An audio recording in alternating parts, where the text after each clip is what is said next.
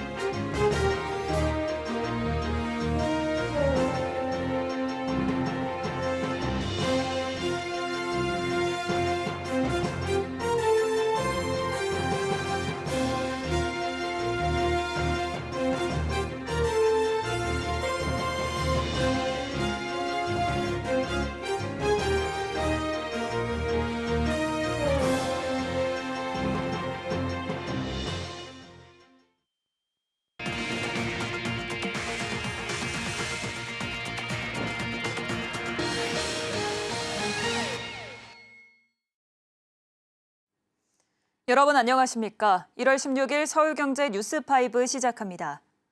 세계 최대 전기차 기업인 중국 비아디가 우리나라 승용차 시장에도 도전장을 내밀었습니다. 매해 신차를 출시하는 한편 한국 소비자들이 중국 브랜드에 대해 우려하는 부분에 대해서는 전략적으로 대응하겠다고 밝혔습니다. 이해란 기자입니다. 比亚迪将从今天开始持续的会将我们最好的技术 最好的产品、最好的新能源汽车陆续的带到韩国来。 2016년 국내에 처음 진출한 BYD 코리아. 전기버스, 전기지게차, 전기트럭 등 상용차로 한국 시장을 공략한 데 이어 전기 승용차 시장에도 도전장을 내밀었습니다. 처음 내놓는 모델은 소형 전기 SUV 아토3. 아토3는 2022년 출시해 전 세계 시장에서 100만 대 이상 판매된 모델로 리튬 인산철 기반 블레이드 배터리를 사용해 1회 충전 시 321km 주행이 가능한 것이 특징입니다. 아토3의 일반 사양은 3,150만 원으로 책정돼 보조금을 받을 경우 2천만 원대의 구매가 가능해질 것으로 보입니다. 아토3는 오늘부터 사전 계약을 시작해 2월 중순부터 고객에 인도될 예정. 한국 시장에 BYD 승용 브랜드를 소개하는 첫 해인 만큼 보다 많은 한국 소비자들이 BYD 전기차를 부담 없이 경험해 보실 수 있도록 한국 고객들의 눈높이에 맞는 최적화된 가격을 책정하고자 노력했습니다. 아토3를 시작으로 BYD 코리아는 올해 안에 퍼포먼스 중형 전기 세단실, 중형 전기 SUV C 라이언7도 출시할 계획. BYD 코리아는 한국 소비자들이 중국 브랜드에 갖는 우려도 충분히 인지한다며 브랜드 경험 확대, 고객 중심 서비스 전략으로 해당 문제를 극복해 나가겠다고 밝혔습니다. 또 향후 한국에 공장을 설립할지 유무에 대해선 계획이 없다고 답했습니다. 가격 경쟁력을 승부수로 띄워 국내 승용차 시장 공략에 나선 BYD. 점유율을 높이며 국내에서 영향력을 키울 수 있을지 업계의 시선이 쏠리고 있습니다. 서울경제TV 이혜란입니다. 한국은행 금융통화위원회가 오늘 새해 첫 통화정책 방향 회의를 열고 기준금리를 3%로 동결했습니다. 대내외 불확실성과 환율 변동성에 발목이 잡혀 이 같은 결정을 내린 건데요. 다만 경기 부양을 위해 다음 달 기준금리 인하 가능성은 열어뒀습니다. 이연아 기자가 보도합니다. 한국은행 금융통화위원회가 오늘 새해 첫 통화정책 방향 회의를 열고 기준금리를 연 3% 수준으로 동결했습니다. 앞서 한은금통위는 지난해 10월, 11월 두 차례 연속 기준금리를 0.25%포인트 인하하는 이례적 행보를 보였습니다. 이번 금통위 회의를 앞두고 경기 부양을 위해 기준금리 인하를 요구하는 목소리도 컸지만 12.3 비상계엄 사태 이후 원달러 환율이 지난 2009년 글로벌 금융위기 수준까지 치솟자 환율 안정을 선택한 것으로 풀이됩니다. 성장의 하방 위험이 크게 높아진 상황이지만 향후 국내 정치 상황과 주요국의 경제 정책의 변화에 따라 경제 전망 및 외환 시장의 불확실성이 커진 만큼 현재의 금리 수준을 유지하면서 대내외 여건 변화를 좀 더 점검하는 것이 적절하다고 판단하였습니다.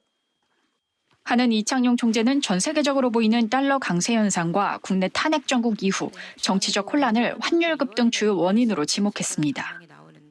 또 12.3 비상계엄 사태 등 정치적 이유로 원달러 환율이 펀더멘털에 비해 30원 정도 더 오른 것으로 분석된다며 고환율에 따른 물가 상방 압력 우려도 밝혔습니다. 미국 금리 인하 속도 조절 분위기와 경기 호조세, 트럼프 2기 행정부가 출범 예정인 점 등도 이번 기준금리 동결에 영향을 미쳤습니다. 한은금통위는 앞서 두 차례 연속 기준금리 인하를 단행한 만큼 이번에는 숨고르기에 들어가며 경제 상황을 점검하겠다는 계획입니다. 다만 기준금리 인하 가능성은 열어뒀습니다. 금통위원 6명이 3개월 이내 현재보다 기준금리를 낮은 수준으로 인하할 가능성을 열어둬야 한다는 공감대를 형성했고 이 총재도 기자간담회에서 경제 상황 변화에 맞춰 기준금리를 추가로 인하할 것이라고 밝혔습니다. 서울경제TV 이연아입니다. CJ그룹이 내내 이어지고 있는 주가 하락세를 끊어내지 못하면서 매해 시가총액이 쪼그라들고 있습니다. 푸드, 뷰티, 컬처, 배송 등 핵심 자회사들이 실적 줄부진을 겪고 있는 데다 대내외 각종 잡음에 시달리면서 시장의 시선도 부쩍 차가워졌습니다. 한때 15만 원을 넘보던 지주사 주식회사 CJ의 주가는 10만 원 선이 무너졌고 계열사 주가도 바닥 없이 추락하고 있습니다. 김보연 기자입니다. 위기의 CJ그룹입니다. 오늘 한국거래소에 따르면 지주회사인 CJ는 96,400원에 거래를 마쳤는데 최근 1개월 사이 13.07% 하락했고 52주 최고가와 비교하면 36.95%나 낮아진 가격입니다. 말 그대로 주가가 흘러내리고 있습니다. CJ그룹 시가총액은 1년 전에 비해 2조 4,170억 원이나 쪼그라들었습니다.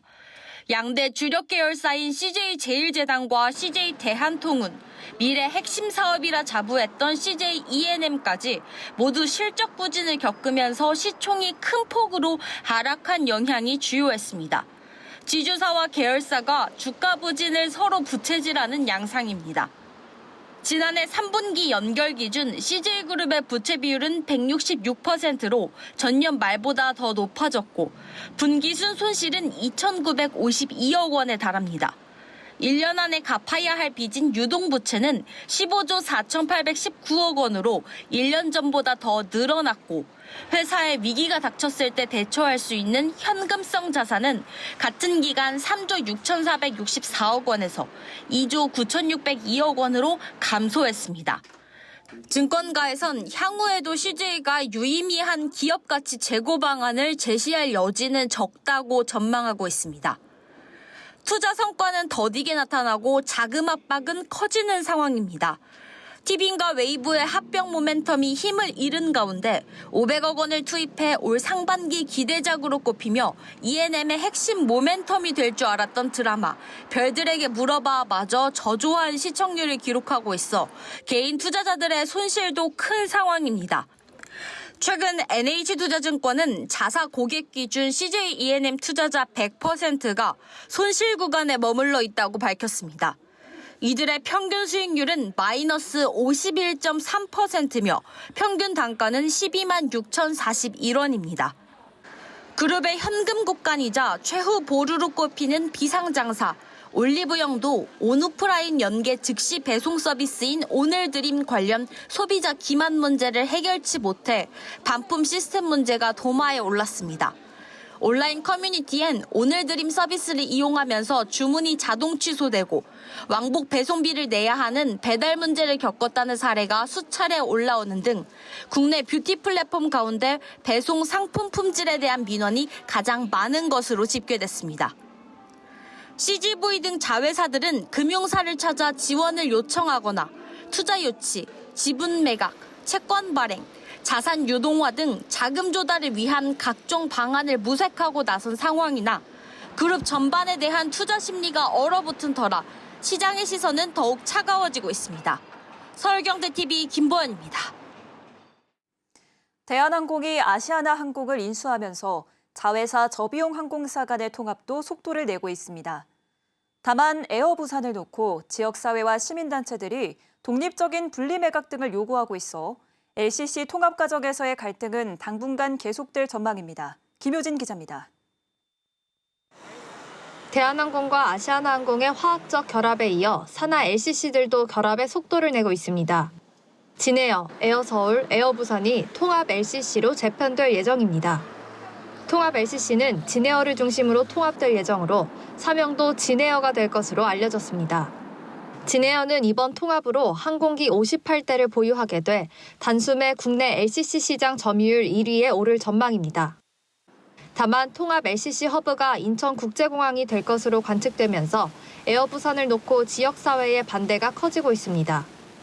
에어부산은 부산과 동남권을 거점으로 한 지역항공사로 설립됐는데 이번 통합에 따라 주요 거점과 운영 방향이 변경될 가능성이 커졌습니다.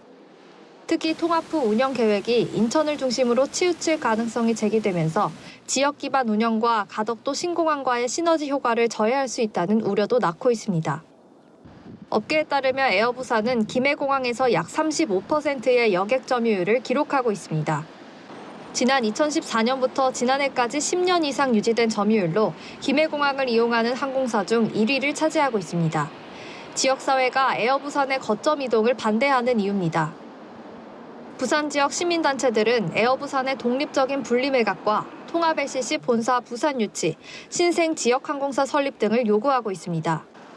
한편 오늘 에어부산은 임시 주주총회를 열고 대한항공 임원들을 에어부산 이사로 선임했습니다. 정병섭 대한항공 여객 영업부 상무가 에어부산 대표이사로 송명익 대한항공 기업결합 태스크포스 상무는 영업본부장으로 선임되는 등 LCC 통합 작업에도 속도가 붙을 전망입니다. 서울경제TV 김효진입니다. 반도체 업황 둔화에도 SK하이닉스가 지난해 역대급 실적을 써내려갈 전망입니다. 고대역폭 메모리 HBM이 효자 노릇을 톡톡히 해낸 것으로 분석되는데요. 연간 기준 처음으로 삼성전자의 반도체 부문 영업이익을 넘어설 거란 전망도 나옵니다. 김혜영 기자입니다. 증권가 컨센서스에 따르면 SK하이닉스의 작년 4분기 영업이익 전망치는 8조 원대. 7조 원대를 점치던 증권사들도 실적 눈높이를 올리고 있습니다. 전망치가 현실화되면 분기 기준 최대 실적입니다. SK하이닉스는 지난해 3분기 영업이익 7조 300억 원을 기록하며 역대 최대 실적을 거둔 바 있습니다. 삼성전자의 연간 영업이익을 추월할 것이란 기대감도 커지고 있습니다. SK하이닉스의 지난해 연간 영업이익 추정치는 23조 원대. 반면 삼성전자 반도체 부문 영업이익은 15조 원대에 그칠 것으로 보입니다. 범용 메모리 반도체 가격 하락에도 HBM 등 고부가 제품 중심의 판매 전략이 유효했다는 평가입니다. SK하이닉스의 3분기 전체 D램 매출에서 HBM은 30%, KB증권은 SK하이닉스의 4분기 HBM 매출 비중이 40%를 웃돌 것으로 전망하고 있습니다. 앞으로의 전망도 긍정적입니다. 경쟁사의 진입이 지연되고 있는 가운데 엔비디아의 HBM 납품 독점적 지위를 유지하며 경쟁력 제고에도 힘을 쏟고 있습니다. SK하이닉스는 이르면 올해 6월 엔비디아의 HBM4 샘플을 출하할 계획인 것으로 알려졌습니다. 3분기 말쯤부터 제품 공급이 시작될 것으로 관측됩니다. 서울경제TV 김혜영입니다. 카카오티가 독점하고 있는 국내 택시 호출 시장에서 중소업체들이 생존을 위해 안간힘을 쓰고 있습니다. 외국인 영유아, 반려동물 등을 타깃으로 틈새 시장을 공략하겠다는 전략인데요.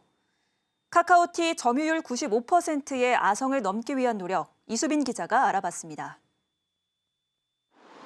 택시 호출 시장에서 독점적 지위를 유지하고 있는 카카오 모빌리티에 맞서 경쟁사들이 저마다 생존 전략을 세우고 있습니다. 현재 국내 택시 호출 시장에서 카카오 모빌리티가 운영하는 애플리케이션 카카오티의 영향력은 독보적인 수준. 지난달 기준 카카오티의 택시 호출 시장 점유율은 95%에 달합니다. 업계 2위인 우버는 올해 합작법인을 끝내고 브랜드 파워를 기반으로 국내 시장 공략을 본격화할 전망입니다. 팀의 모빌리티는 올해 초 우버와 팀의 모빌리티의 합작법인인 우티 지분 49% 전량을 매각할 예정입니다. 팀의 모빌리티가 택시 시장에서 발을 빼면서 글로벌 기업인 우버가 올해부터 독자 경영에 나서게 됐습니다. 우버는 글로벌 인지도가 높다는 점을 이용해 방한 외국인과 비즈니스 고객 수요를 노리고 올해 서비스 지역을 확대해 국내 점유율을 늘린다는 계획입니다.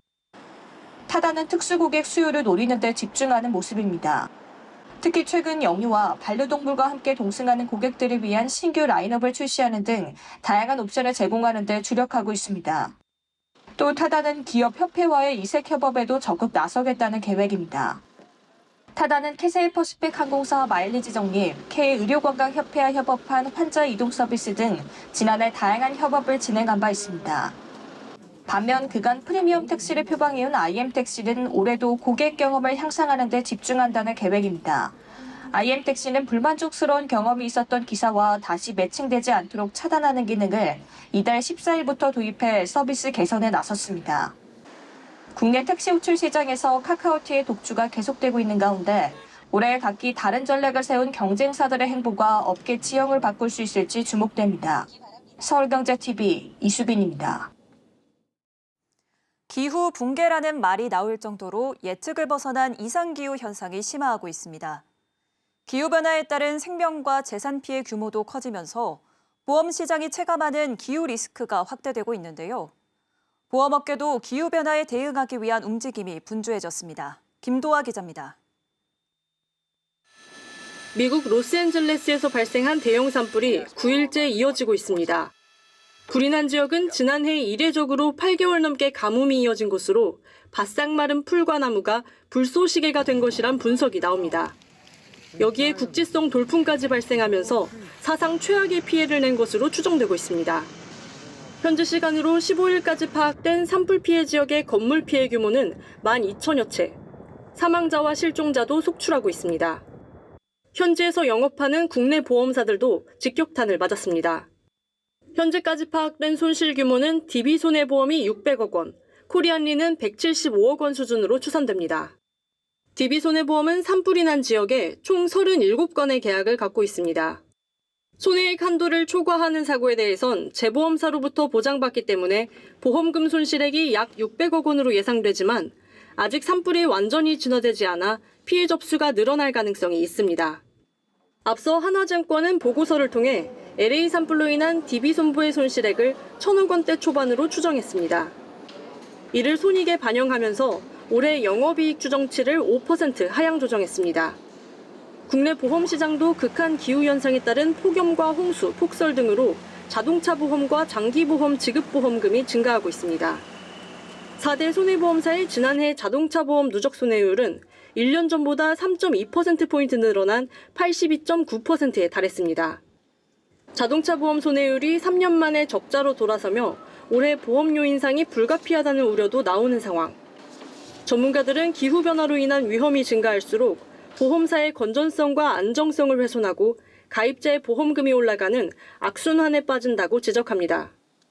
보험연구원과 포항공대는 오늘 기후변화에 대한 국내 보험산업의 대응 역량을 제고하기 위한 공동 연구 추진을 위해 국내외 산학협력 업무 협약을 체결했습니다. 전문가들은 자연재해 평가 모델을 고도화하는 등 기후 리스크 관리를 강화하는 동시에 기후위기 대응 과정에서 보험 시장의 신성장 동력을 확보할 수 있다고 보고 있습니다. 서울경제TV 김도아입니다. 고물가, 고금리 등으로 내수 부진이 이어지자 유통업계가 초저가 상품을 잇따라 출시하며 소비자들 지갑 열기에 나섰습니다. 990원 삼각김밥부터 800원짜리 커피, 550원짜리 라면 등 1,000원도 채 되지 않는 상품들이 눈길을 끌고 있습니다. 이혜연 기자입니다. 고물가와 내수 부진 등 경기 불황이 길어지면서 유통업계에선 초저가 바람이 불고 있습니다. 소비자들이 꼭 필요한 물건만 소량으로 구매하는 요노 트렌드에 따라 저렴하고 가성비가 높은 제품들이 주목받고 있습니다. 한국은행이 발표한 소비자 동향 조사에 따르면 지난해 12월 소비자 심리지수는 88.4로 전월 대비 12.3%포인트 떨어졌습니다. 코로나19 팬데믹이 한창이던 지난 2020년 3월 이후 4년 9개월 만에 가장 큰 낙폭을 기록한 겁니다. 소비 심리가 위축된 상황에서 유통업계는 100원, 10원 단위까지 고려한 초저가 상품을 선보이고 있습니다. 특히 근거리 유통 채널인 편의점 업계에서 소비자들의 소비 심리를 가장 적극적으로 활용하는 모습입니다. CU는 지난해 출시한 1,000원짜리 김밥보다 10원 저렴한 990원짜리 김밥을 선보였습니다. 지난해 말 기준 컵라면, 스낵, 우유, 채소 등 1,000원대 이하 상품의 누적 판매량이 500만 개를 돌파하면서 이 가격대 상품의 매출 신장률이 29.8%에 달했습니다. 3년 새 최고치입니다. GS25는 지난해 선보인 550원짜리 라면이 45만 개 이상 팔리면서 1,000원 이하 초저가 상품의 지난해 매출이 전년 대비 46.5% 증가했습니다. 세븐일레븐은 800원짜리 커피 음료를 선보이는 등 소비자 부담을 줄였습니다. 업계에서는 당분간 저렴한 가격에 맞춰 제품을 출시하는 방식이 유행처럼 번질 것이라는 분석도 나옵니다. 우리가 저성장 시대를 살고 있거든요. 소비자 입장에서도 공급 파트에서 우선적으로 구매할 만한 저가격의 좋은 상품을 기획해서 출시할 것 같으면 소비자의 방문이라든가 선택이 점점 증가한다. 정부는 오는 27일을 임시 공휴일로 지정하는 등 내수 경기 활성화를 위한 다양한 움직임을 보이는 가운데 유통업계의 초저가 트렌드가 소비자들의 지갑을 열게 만들지 주목됩니다. 서울경제TV 이혜연입니다. LG 디스플레이가 4세대 6기발광 다이오드 TV 패널을 오늘 공개했습니다. 4세대 OLED TV 패널은 업계 최고 수준인 최대 휘도 4,000니트를 달성했습니다. 1니트는 촛불 한 개의 밝기를 뜻하는데 휘도가 높을수록 사람이 직접 눈으로 보는 것과 같은 생생한 표현이 가능합니다. LG 디스플레이의 4세대 OLED TV 패널은 RGB 소자를 독립적으로 쌓아 빛을 내는 프라이머리 RGB 텐덤 구조가 핵심입니다. 이를 통해 최대 휘도를 기존 대비 33% 증가한 4,000니트를 달성했고 에너지 효율도 기존 대비 약 20%를 개선했습니다. LG 디스플레이는 4세대 OLED TV 패널을 올해 양산하는 최상위 TV 제품 라인업에 탑재할 계획입니다.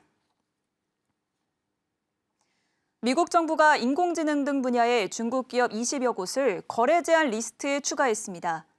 미국 상무부 산업안보국은 현지 시각 15일 발표한 2건의 첨단 반도체 수출 통제 정책에서 중국과 싱가포르의 AI 업체 27곳을 우려 거래자 목록에 새로 포함한다고 밝혔습니다.